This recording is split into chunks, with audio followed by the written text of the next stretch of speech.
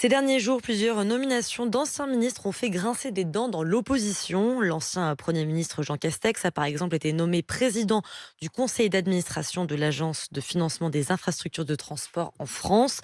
L'ancienne ministre du Logement Emmanuelle Wargon a elle pris la tête mercredi de la commission de régulation de l'énergie. Des postes sur proposition d'Emmanuel Macron ou de sa première ministre. De quoi raviver les critiques sur l'entre-soi en Macronie.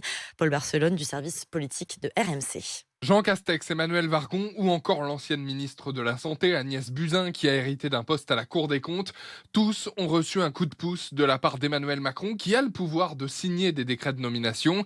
L'opposition regrette des recasages, mais le député NUPES Arthur Delaporte refuse de mettre tout le monde dans le même sac. Pour ce qui est d'Emmanuel Wargon, ce qui est plus gênant, c'était plutôt qu'elle avait dit qu'elle souhaitait continuer la politique au soir de sa défaite aux élections législatives et que 4 semaines plus tard à peine, elle se présente comme une haute fonctionnaire. On ne pouvait pas considérer qu'elle serait totalement indépendante. Après, il faut pas non plus verser dans le populisme absolu. Quand on a une carrière de haut fonctionnaire comme l'a été Jean Castex, il n'a pas choisi d'aller faire du conseil pour le Qatar comme le faisait Nicolas Sarkozy. C'est finalement le cas qui est le moins choquant. D'ailleurs, ces recasages ne sont pas toujours une évidence.